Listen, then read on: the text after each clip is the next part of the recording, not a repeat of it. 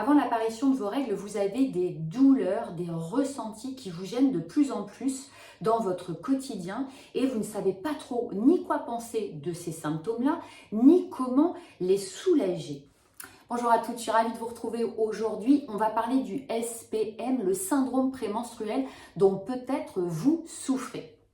Si vous n'êtes pas encore abonné à la chaîne YouTube de Thérapisier, eh bien faites-le maintenant avant que nous rentrions dans le vif du sujet pour définir d'une part quels sont les différents symptômes physiques et psychiques dont le SPM est responsable et puis voir si effectivement c'est ce dont vous souffrez. Vous allez voir aussi quels différents types de SPM est associé à certains symptômes et pouvoir trouver quel est votre principal SPM. Et puis en dernier point, je ferai donc la différence entre les solutions immédiates que vous pouvez tout de suite mettre en place pour vous soulager et les solutions plus différées qui vont vous aider à mieux vivre ce SPM. Allez, sans plus attendre, on rentre dans le vif du sujet. Alors, parmi les symptômes, bon, il y a des symptômes physiques classiques, les ballonnements, les crampes, les lourdeurs dans le plancher pelvien, les seins qui sont plus enflés et plus douloureux. Et puis, il y a des symptômes physiques un peu moins communs. On va trouver des maux de tête importants qui peuvent se transformer en migraines et des migraines qui peuvent vous amener jusqu'à des nausées ou des vomissements. Vous pouvez avoir des douleurs musculaires très importantes dans tout votre corps ou parfois extrêmement ciblées au niveau de vos lombaires. Vous pouvez aussi avoir des constipations ou à l'inverse des diarrhées.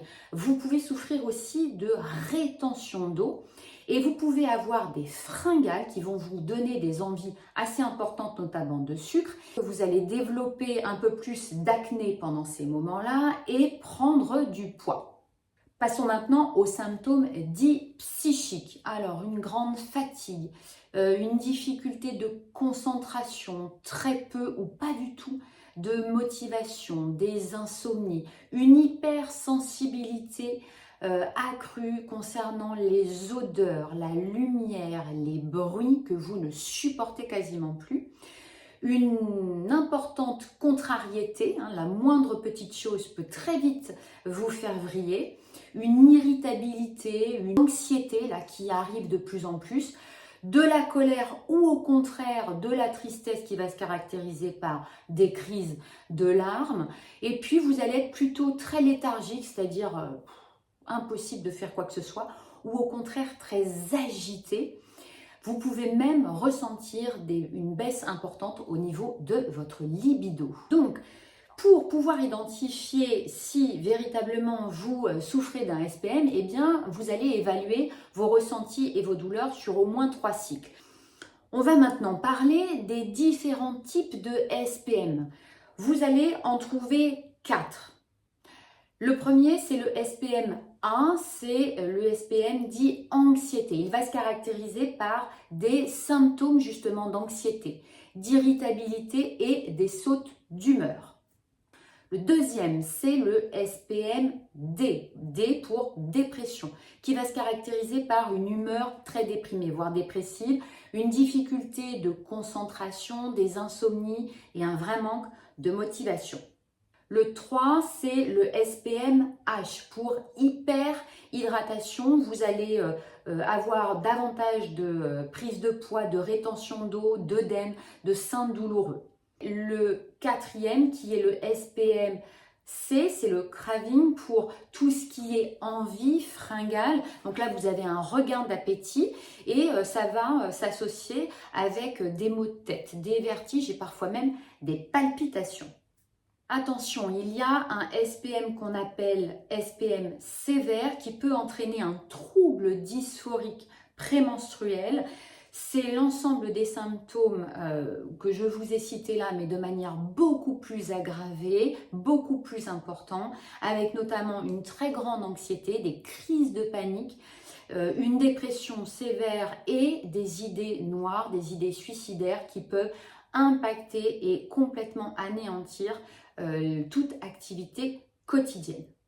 Je vous avais promis en seconde partie de vidéo les solutions. Allez, on en parle. Donc, regardez bien quels sont vos symptômes, évaluez bien quelles sont vos difficultés et en fonction, adaptez les solutions.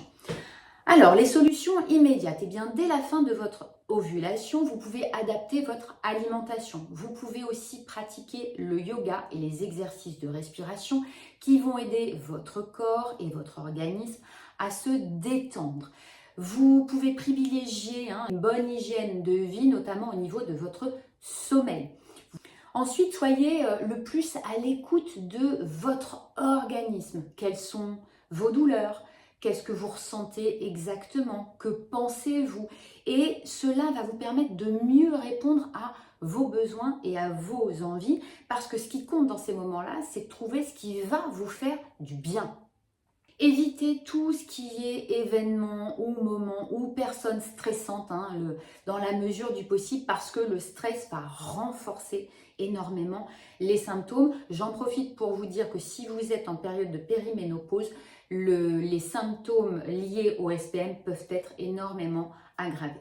Pendant les phases de douleur intense, plusieurs choses que vous pouvez faire. La bouillotte que vous allez mettre sur votre ventre, tout votre système là va se détendre avec la chaleur. Vous pouvez aussi mettre la bouillotte derrière, au niveau de vos lombaires, si celles-ci vous font souffrir. Vous privilégiez si possible, ou en tout cas vous le demandez, le télétravail.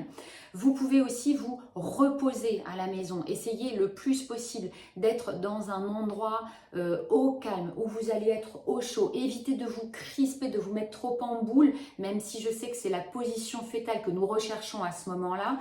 Mais le mieux, c'est d'essayer de vous détendre au maximum. D'accord ?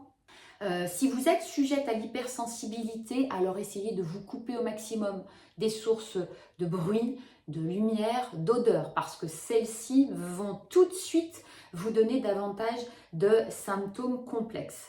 J'ai oublié de préciser que si vous êtes une jeune fille et que vous êtes collégienne ou lycéenne, vous pouvez aller trouver l'infirmière de l'établissement pour qu'elle puisse vous donner un spasson et en tout cas vous mettre au calme le temps que les douleurs s'apaisent un petit peu, et surtout en discuter avec elle pour éventuellement mettre en place quelque chose qui pourrait vous soulager, ou en tout cas vous inciter à consulter un médecin.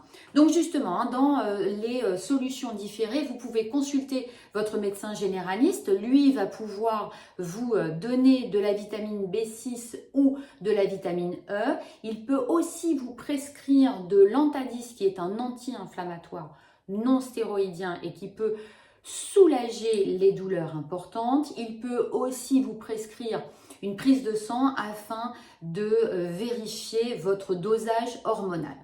Vous pouvez aller trouver votre gynécologue. Celui-ci, dans le cadre d'un examen gynécologique, va écarter aussi l'endométriose ou le syndrome des ovaires polykystiques.